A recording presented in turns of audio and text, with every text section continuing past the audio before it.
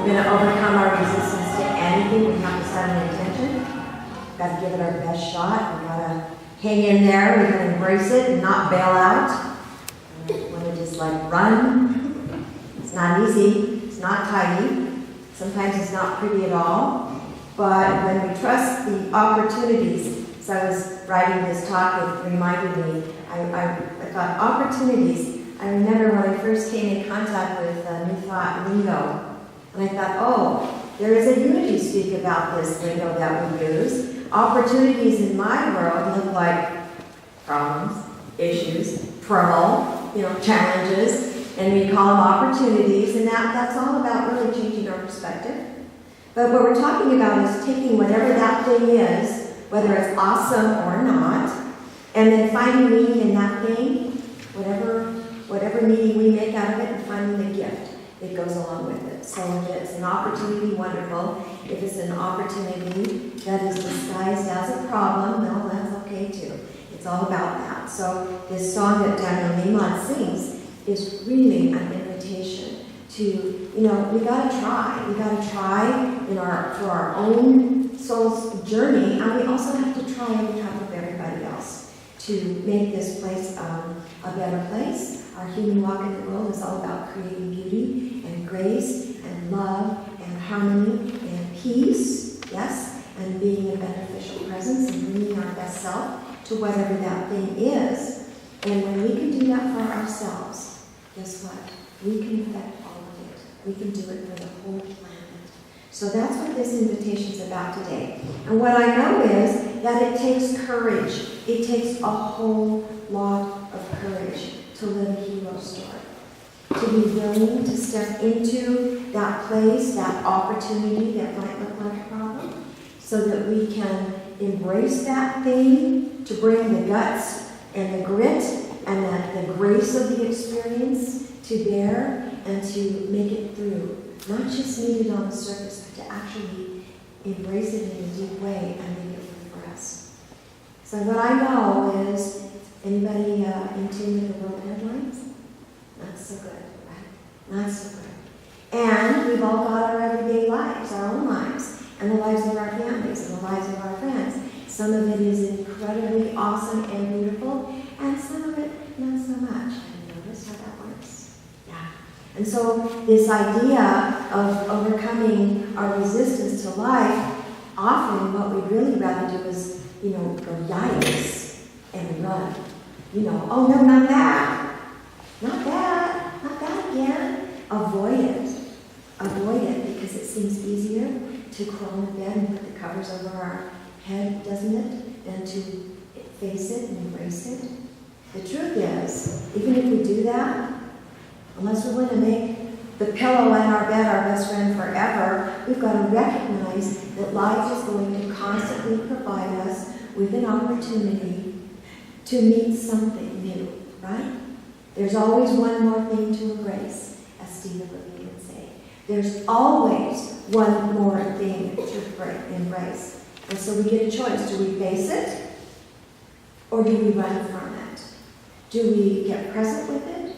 Or do we turn our back on it and pretend it's not there? And so this idea of, do we, I love the lyrics of this opening song that Esther Nichols sings. Are we a helpless victim to these people who spit on us, to the times when life spits on us? Or do we take a shift in perception, overcome whatever that thing is, and live a hero story by returning the love? We can love anyway, right? No matter what happens. So most of us, from time to time, I know it's true in my life, most of us from time to time go through life like a cowardly lion with a Wizard of Oz, don't we? We're scared of everything. Everything that shows up in the news is terrifying. Things that happen in the family, terrifying. Everything gets our attention, and all of a sudden, we're shaking in our boots like that poor lion in Wizard of Oz. And there are times, I think, when we all do this, our own hero's journey, with our health, with our relationships, with things that show up that we didn't invite that are there anyway. We can actually face whatever that thing is and bring forward those qualities that these awesome leaders, these figures in history have brought forth, like Nelson Mandela, Rosa Parks, yes, Gandhi, Martin Luther King, Stephen Hawkins, another kind of hero's journey, yes?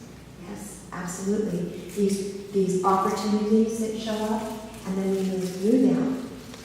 Thinking about, I worked with Jamie, my fourth grader. She's 10 years old, my granddaughter. And I had an opportunity to present itself. Now in this case, I would have called it a challenge or a problem. Because she's trying to do fourth grade math. And by the way, it's new math. And it's long division. And it's very different than anything you and I have ever seen before. She had 5 pages of homework, all word problems. Now I want to tell you something. I'm the last person in the house that should be working with anybody with math, because it's not my strong suit. Matter of fact, everybody in the house could do it better than I could. But you know what? This is the thing. What I'm good at, where my strength is, where I can live my own hero story and help Janie live her hero story, I'm the best at overcoming obstacles. I'm the best at bringing patience. I'm the best at helping someone else see the way through. See, I don't know how to do long division for grade math. But we counted apples and peaches and pears and geodes and I don't know what else, and we figured it out.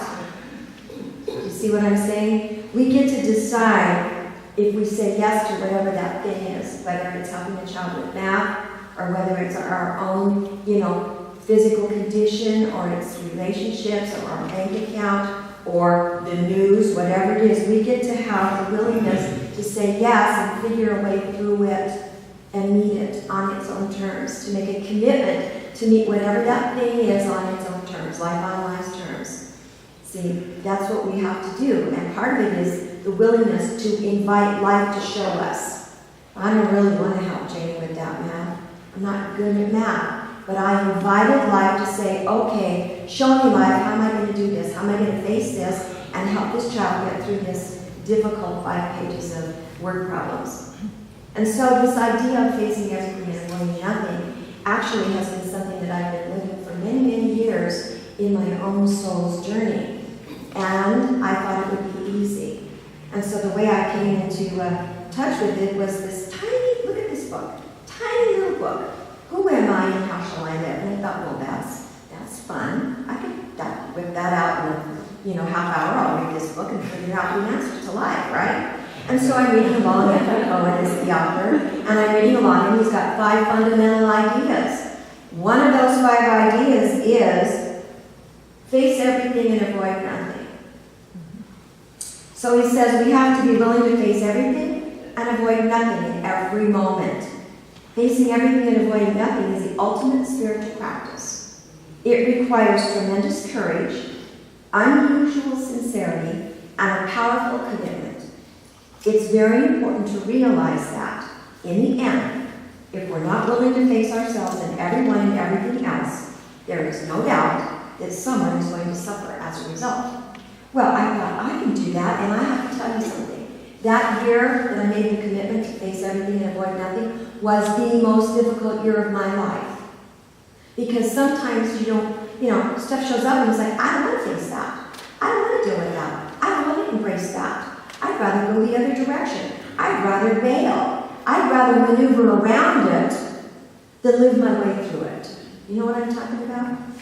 Yeah, we have these things happen. The ultimate avoidance tactic. Oh, I'll just kind of sidestep that. Oh, I'll have someone else help Janie with her math. I'm not the one. I'll have somebody else do that. See? I'll have someone else do that. But being courageous enough to stick with it, and this is the deal. When we stick with something that we don't want to face, guess what we get to do? We get to find our power. We get to step into our power. We get to find our voice in that thing, whatever it is. To find the sacred unfolding of life within that thing, and that's where our power is. That's where the gift of grace is. And this is what allows us to bring our best self to that, our divine self to that. And so I picked this image behind me, because you know what? when you let life touch you, sometimes it's messy. It's dirty. We get kind of dusty around the edges, don't we? We get a little muddy because sometimes life can be harsh. Yes, it can be tender. Yes, it can be awesome. And sometimes it can be devastating. Have you noticed how that works? Yes. And so the idea of this image that I chose behind me is that sometimes life is messy. Sometimes we have to risk being touched by life in such a way that we kind of weather the hard knocks, as we're facing these things, so that we can blossom through them. You know that a lotus was a us in this tradition. Many people use the lotus as a symbol for their own personal growth. Is that the truth? The lotus blossom is quite important to many people. Well, do you know that the lotus does not turn into a lotus plant? The seed will never turn into a lotus plant unless it gets hammered, unless it gets knocked around a little bit, unless it gets abraded a little bit, unless, we rub off all the skin a little bit and it gets a little messy. And then where does it grow? Think about it. Where does it grow? In the mud, in the muck. It grows in the mud and in the muck. And it rises up through that muddy, yucky stuff after it's been knocked around a whole bunch so that it can actually grow. And it comes out and it's this beautiful flower. And by the way, do you know that the leaves of the lotus plant are waterproof?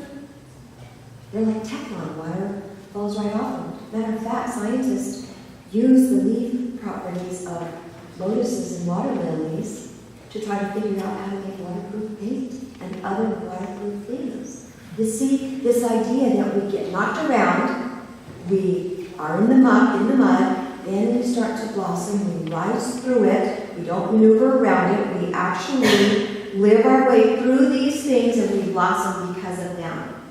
That's this idea of overcoming the obstacles. We get a choice, you see. There's a great power in facing things. There's tremendous power in facing our fears, in facing the things we don't like in life, in facing the things that frighten us, in facing the things that we're not good at. And bear witness to whatever that thing is so that we can thrive. And sometimes it requires us to heal.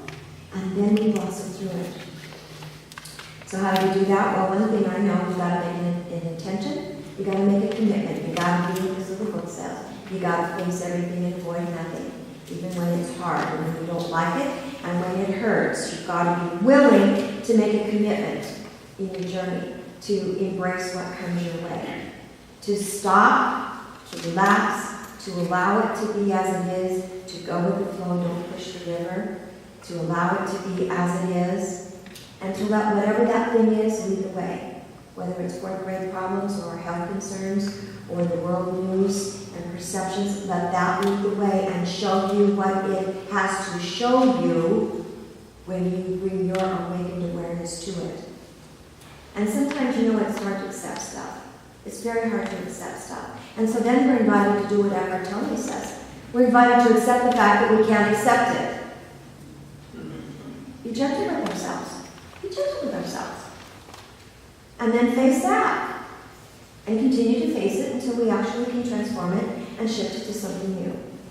And then we've got to be willing to recognize when we're stuck, when we're numb, when we've got our heads under the covers, when we don't want to go out of the house, when we, want to hide under the kitchen table because someone's coming at us with 5 pages of homework. We've got to recognize those places in ourselves where we're resistant. Then we get to bless it, accept it, and move on, like Linda would say. We get to bam it. And this is where we get to embrace our humanity with it. Yeah, I don't want to do 4th grade homework. And I'm going to face it anyway. Yeah, I don't want to do that. And I'm going to give it my best shot. I'm going to try it anyway. So I got to take a breath. I got to take a breath instead of bailing out. I got to stick with it.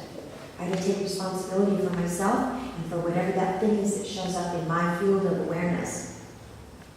Don't become a victim to that thing. I take responsibility for it. I open up. I don't shut down. I don't close down. When I get knocked around in the mucky mud and I'm a lotus seed, I go, all right, guys, I'm just going to bloom through this. I'm going to rise out of this mucky mud. So here's your invitation. Let life touch you. That's what this is about. This overcoming our resistance and the obstacles of life and our willingness, our unwillingness to let that stuff penetrate and come in. Let life touch you. Remember that there's always going to be one more thing to embrace. None of us are done yet. If we were done, it wouldn't be spiritual practice. It would be spiritual, I'm all done. It's about embracing the next thing that comes along, about making one more choice to hang in there, to not bail. It's about facing everything and avoiding nothing one more time, again and again. It's about having one more opportunity to bear witness to whatever that thing is on its own terms, and then work with that, however that is. I have no answers, and I have no solutions. I only have a tool for you, and the tool is hang in there. Embrace it. Stick with it. One more opportunity to embrace the world and not bail out. So it's not always easy, it's not always pretty, it's not always clean, it's not always tidy, but like Daniel Nehemiah says, we can try. Thank you for listening.